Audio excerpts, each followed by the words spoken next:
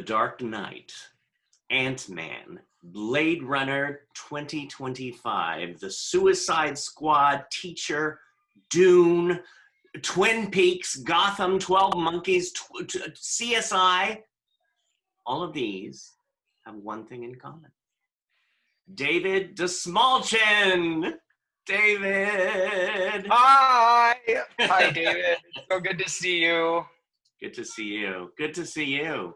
Oh man, I really miss getting to come and hang out with you in person. But thank you for providing this opportunity. It's great to just see your face and hear your voice. Oh my God. Well, you know, like I had mentioned before, this keeps me sane in this crazy time. Yeah, and we as creative people and all people, we have to keep finding ways to keep ourselves sane, serene, healthy, growing, connected. And you know, you're used to how many days a week getting an opportunity to do everything from, you know, theater, games, to performance, to instruction, to coaching, to, you know, and taking text and performing it or communicating is such a huge part of my life and my spiritual well-being and health. So during these last couple of months of quarantine, I've been finding a lot of new ways to try to nurture that and keep that feeling healthy and useful. Hearing you mention all that is so, I shouldn't use the word amazing, because it's something that everybody needs to do. They need to have that balance in their life. If you're an actor, you have to have that spirituality or whatever that is to balance you out, and you do that. I've been working, it's a practice, you know, and I deal and struggle with both anxiety, depression, feelings of insecurity, feelings of nervousness. The world is obviously, there's a lot of really scary things that are going on in the world right now. And I have found that getting exercise first thing in the morning, I put on my mask and I do my walk into a nice light jog, and I try to I have two kids, so I try and do stroller, you know, pushing and running. And then I've never been someone who's been a big practice participant in yoga, but I found that I've eased myself into it during this time, doing 10-minute YouTube videos of yoga every day. Then making the time, as you know, like our creative expression and creative exploration, even more than expression or more than production, just the exploration is such a deep part of people like yourself and I, and I'm sure a lot of the people who are watching this, part of our lives. And so I've missed that dearly. So I've really dug into the practice of trying to write, and also simple, wonderful activities. I was doing leaderless mirror with my son the other day. That's something you can do with anyone, whether they want to be an actor, whether they're studying the arts or not. And it's the kind of thing like you could do with your sister, your mom, your cousin, your friend, your babysitter. You leaderless mirror, we put on some music and it went for probably 30 minutes. It was so beautiful. And my imagination was buzzing. We do mindfulness meditation. This is the last one that I think is really great, where you lay down, Right, and we imagine sound environments, and we imagine that we're walking through different things. If it's a swamp or walking on the moon, and you let your body, you know, imagine that you're in these different locations, and that you can do all kinds of wonderful, fun things. We came up with all these creatures that we were turning into the other night. And what happens when you do that? Your breath changes, your awareness of your body shifts, you get more connected to yourself. And then when you open your eyes and you come back to the world that's still scary and still in a crazy place right now, you just feel a little more grounded, a little more in your body. And that's been really great for me. yeah, yeah. I mean, even when you were talking about that just now, it was so healing to me. I mean, to picture that. I love meditation, and it's interesting. I was going with my friend Rozzy this whole last year before we were quarantined, and now it's like, okay, put it into use. So yeah, this is the time to put into practice and also to try and explore and learn new things. And I know it's hard for anybody that's watching or listening to us. Like, we thrive as human animals on physical interaction and connection. So trying to find a way to do it through things like this is hard, and there's a great big learning curve.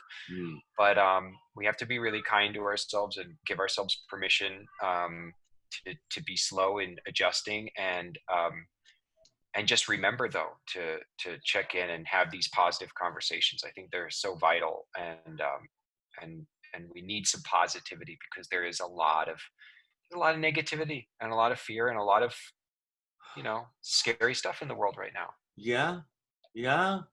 Well, one thing you talked about doing during this time is writing. And I know you have written and uh, created your own films like Animals and All Creatures Here Below. Yes, yes. So I started journaling. Was encouraged by a teacher, just writing down feelings and Yeah. thoughts, which then evolved over the years into poetry, lyrics.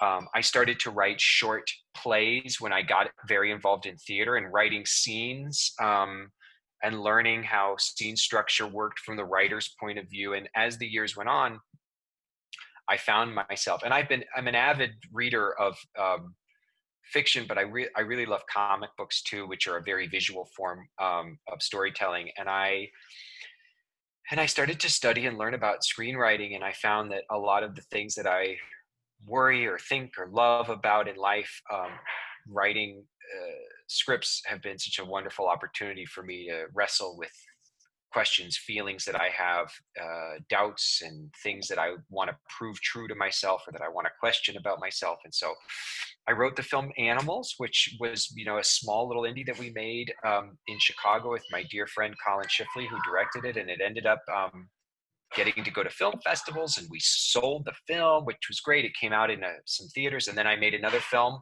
the same way, wrestling with some struggles that I'd had with my family and some of my feelings of confusion and frustration about the way why is our society, just simple questions, why are some people so poor and some people aren't, why do some people suffer so much and others don't seem to, although we all do feel pain in different degrees. So I wrote that film, and luckily we got to make that. And as the years have gone on, and if you're watching or listening to us right now and you think, well, I don't want to write a whole movie, or I don't know how to write a movie, it's not about that. Because what I'm doing in quarantine is, yes, I'm writing some bigger projects. I have some TV shows that I'm writing.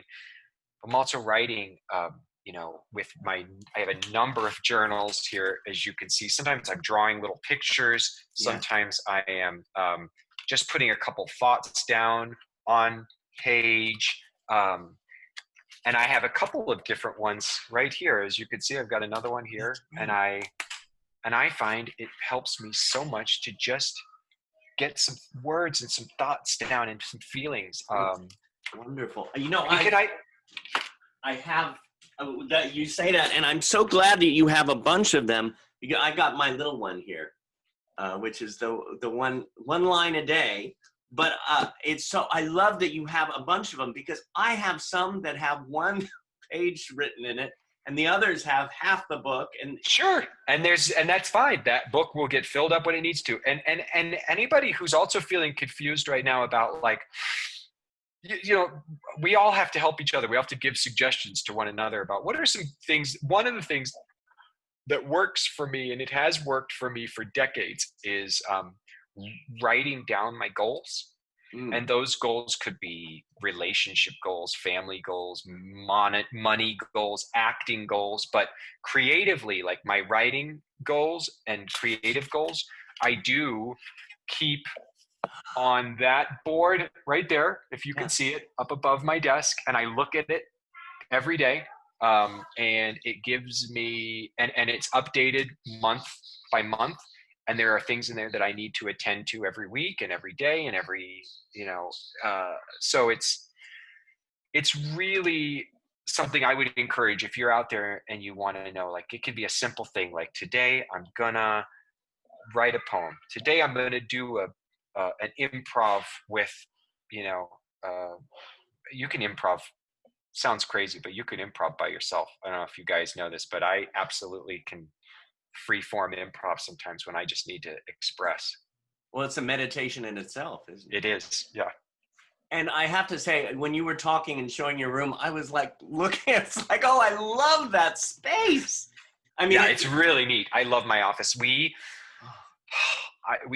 dreamed about where we would live when we were looking as our family started to grow. And, I've always dreamed bigger than people told me was realistic. And I've always felt that taking the biggest leaps were the opportunities I've had in life to land in some of the most exciting places. And it's always these big leaps to face. So we found this crazy kooky house that had lots of weird rooms and stairs in the valley. yeah. I'd never even lived in the valley. I didn't spend any time in the valley. And we found this house that we were looking to rent at the time.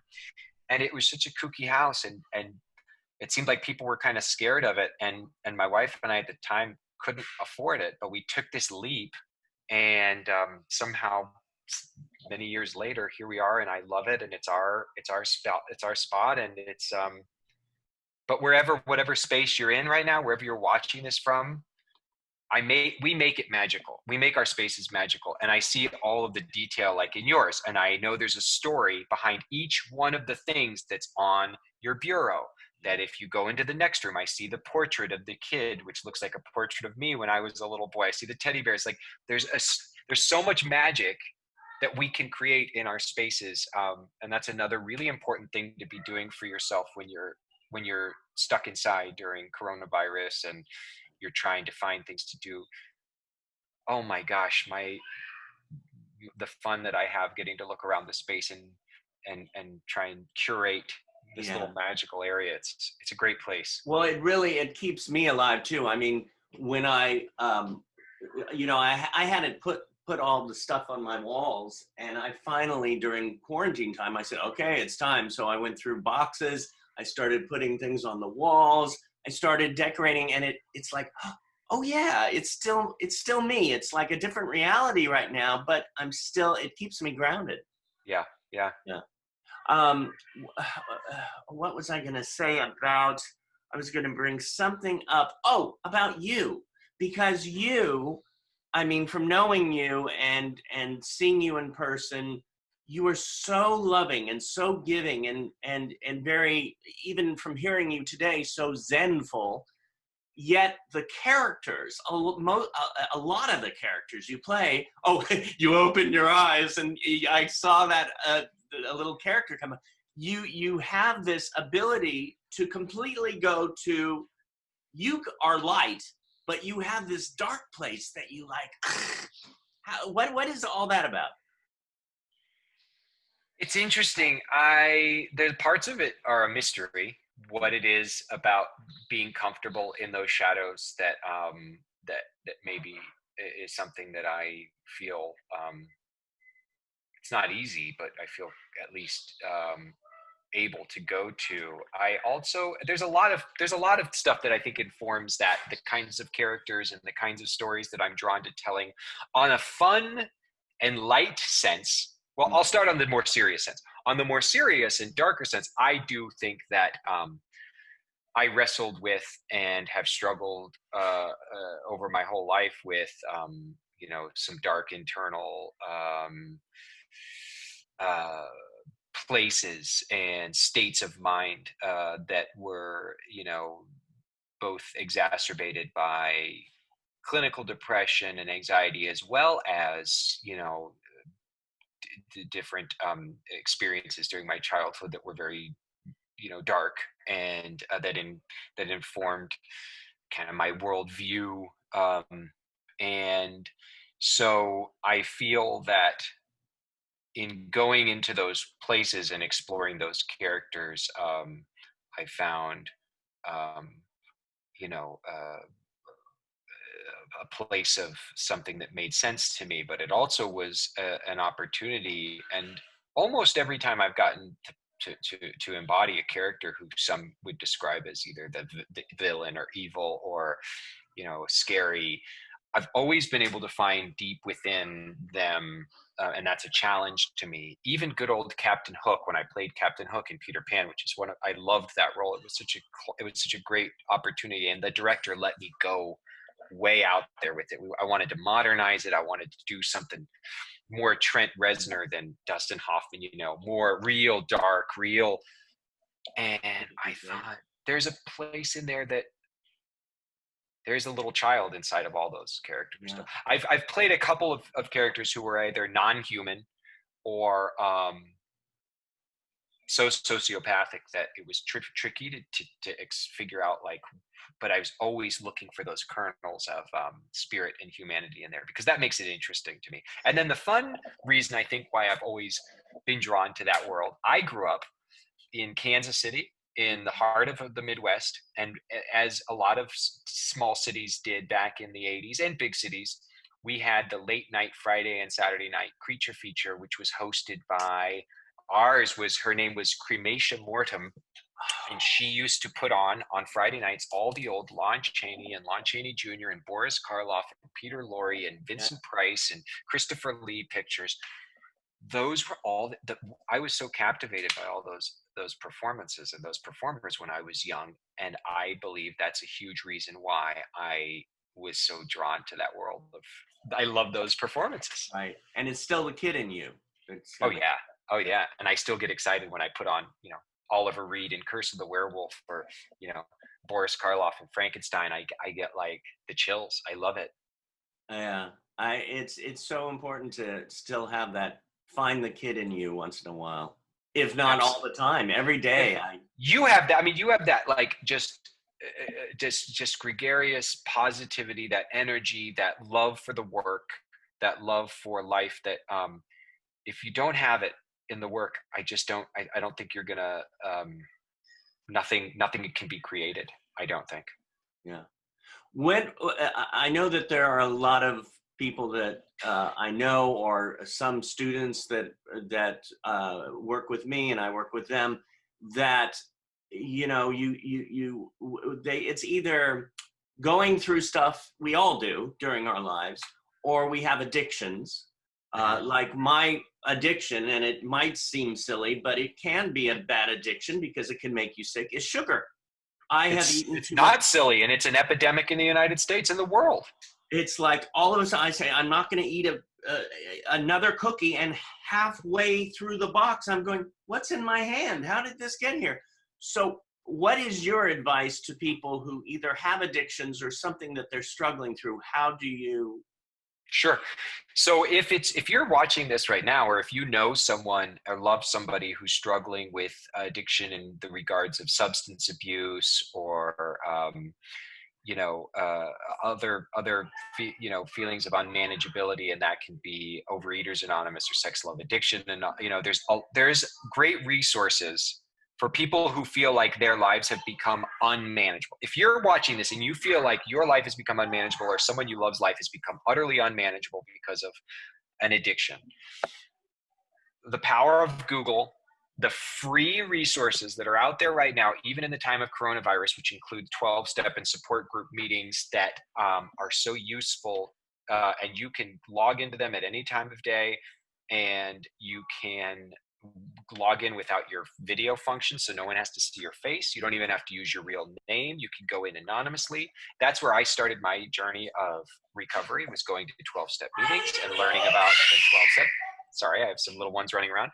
I learned about the 12 steps that way, and I learned about how to look at the world differently, and how to acknowledge my powerlessness, and to ask for help from a higher power. And a higher power, if you're somebody that is afraid of that phrase and think that means that you have to become religion, it doesn't. A higher power can be so many things, and it can also be the group of support. Your support system is a higher power, so try and look at it that way. Now, someone like, let's say for yourself, or for me now I'm 18 years into being clean and sober and into recovery. I'm not in that emergency crisis zone where I have to get on and go to my meetings all the time, because I've found new ways of, thanks to the work I've done, how to live my life.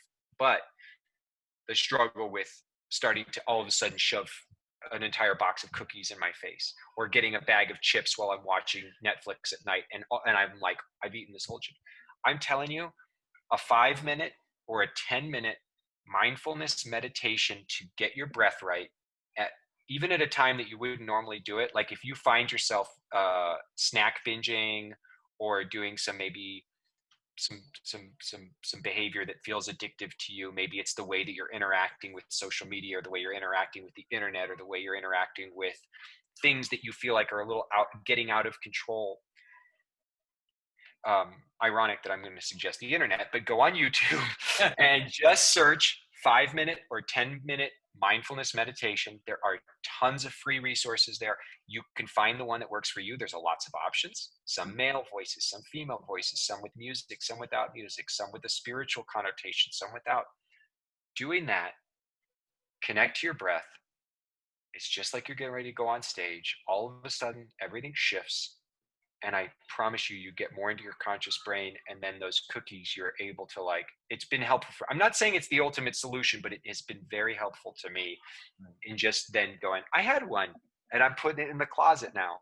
I'm putting it back in the thing. Oh, it just had shifted for a minute. It was very useful. Yeah. What is your biggest joy? Right now, the biggest joy that I have is the sound of Penny and Arlo's laughter. Those are my kids. My kids, when they laugh, that's my biggest joy. But I have a lot of big joys, you guys. I love when people I love the feeling that you get when you feel like people are watching a story unfold, whether it's on stage or in a movie or over, audio book, and people are made to feel a little less alone in their lives. I think that's one of the great goals that I have in my life, is I take so much joy from the idea that I could, in some way through my work, remind people that even as dismal, as isolating, as difficult, as frustrating, and as arduous as life can be sometimes, and unfair, life can just be so unfair, and yet at the same time it's so great to remind people, as the wonderful lyric in High School the Musical says, we're all in this together. It's the truth. It is absolutely the stinking truth. And I think so easy to forget that, and I get a lot of joy when I feel like it's either a part of a story that I'm telling, or I'm just collectively watching a story with other people, that people are reminded that we're not alone. We're together. Right. So true. I'm hoping that even more people start realizing this at this time, who don't know it already, and they start, oh yeah, it's not just about one person, it's about all of us. Yep.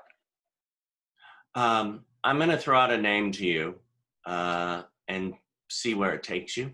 Great. Mary Rings and the Born to Act Players.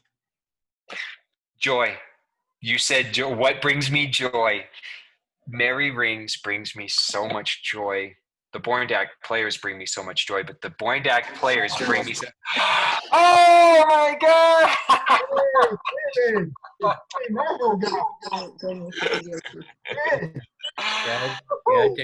Luke. Hi, Chloe. Oh my God. I don't know why my picture's there. You're gonna make me cry. Hi, Blair. Hi, everybody. Hey. Oh, Hi, David. hi, Casey. Hi, Mary. Hi, David. Wait, buddy. Oh, I miss you guys so bad. Hi. Hey, David. Hi. Hi, everybody. David just asked me, Mary, what makes me feel joy, and then he said, I'm going to say a word. Hey, Blair. Hey. Look at the stormtroopers, Luke. It's background. Oh, Oh my gosh. Mary, you bring me joy. You bring the world joy. You have taken your art and your gift and your love of telling stories and communicating with people, and the incredible, beautiful, spiritual energy that you have, and you're share it with the world in a way that is just so special, and it's so rare, and I have learned so much from you, and I am so grateful for you. So that's something that gives me a lot of joy, David. Mary has been running this theater company for going on 3 decades, and she is a gifted actor, performer, creator, director, choreographer, and she has I don't know, created a space and a theater company that I'm so grateful to be a part of, and I'm very We lucky. are so grateful to have you be part of it. We love you so much, and we miss you terribly, terribly, terribly, horribly. I can't wait for this dumb thing to be over so we can all see Yeah. each other and hug each other. Yeah. David, How did you join this? I got you too. Exactly. David, why don't you join the Zoom classes then? I will come and visit the Zoom class. I would love to. I have I've been meaning to jump in, so I will come in and say hi to you guys on Zoom. I would love that. That would be so fun. Good. Good. I was so hesitant to teach on Zoom. I didn't think it could be wonderful, but it is. It's wonderful. I'm so amazed, you know? That's so great. I What are you know. eating, Chloe? I'm doing great over here. Oh, good. Hi. This is a I extremely surprised that you see everybody. It's such a good surprise, David. This is joy for me. I miss so many of these faces and so many more so bad. I miss you guys so bad, and I hate that we're all apart right now, but I'm so grateful for all of the memories that I have with my Born to Act family, the things that I've learned from my Born to Act family, and the future that I know I'm going to get to have with my Born to Act family. So I know I have something to look forward to, and one of the great things that I have to look forward to is when this is all better and we are allowed to get to go back to that wonderful auditorium and do some, machines, or do some, first and last lines, or do some modern dance, movement to music. I can't wait. You'll Well, be amazed. We do machines online, in our I love class, and pictures to life, and we modern dance, yeah. poetry, and music, and we're doing all kinds of fun things. You will love it. I tell you, Mary, if it don't forget wasn't for what's my Mary, line. if it wasn't for Mary Hey, what do you mean? and you and all of you, I wouldn't, because I was with Born to Act for 10 years, and that she opened the door for me to now where I'm working is performing arts. So it's all, the family is huge. And Mary is the root. She's the tree Really is. that did this for the world and has brought so many people together. And I don't get to interact with her juniors very often, but I forget sometimes she not only has this incredible theater company of adults, the Chloe and Luke's and Blair's and Katie's and everybody, that is a part of the grown-ups, but she also works with all these wonderful kids too. Amazing. It's amazing.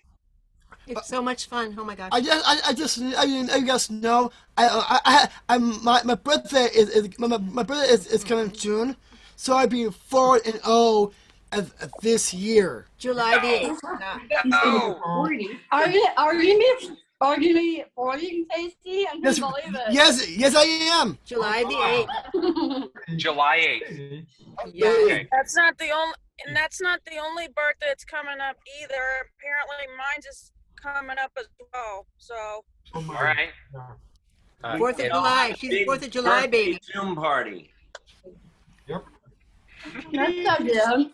How's Eve and how's Arlo and Everybody is doing good. I was telling David, it's as you know, it's hard for us to all be in quarantine and isolating, and Arlo and Penny love to be physical and they love social interaction, but we do we're doing our best and we're staying positive, and we believe that the world will get better. I know that it will, and I'm just we have our hard days, we have our good days, but we have so much love here, and you know how wonderful they are. They're such loving and fun kids, even when they're yelling at each other like they are in the background right now. They're great. They keep me, and Eve, my wife, is my rock. She keeps me, you know, from sinking. Some days it's hard not to sink, and I was just telling David too, I have all these new things that I'm exploring and I've been working with in recent years that have been helpful, including yoga, mindfulness meditation. Yes.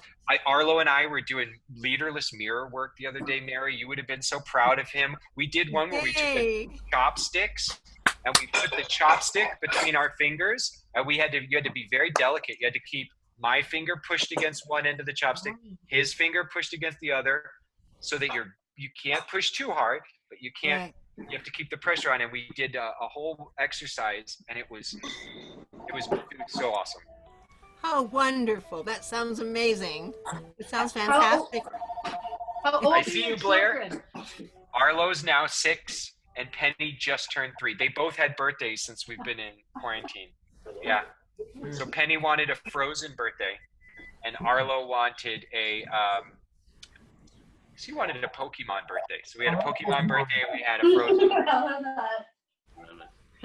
How Hey, fun. How Blair, fun. Blair, why don't we all pose for a picture and you take Yes, a picture please. of all of us? Yeah.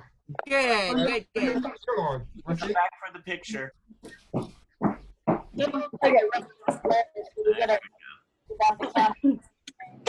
All right, I'll take. You ready?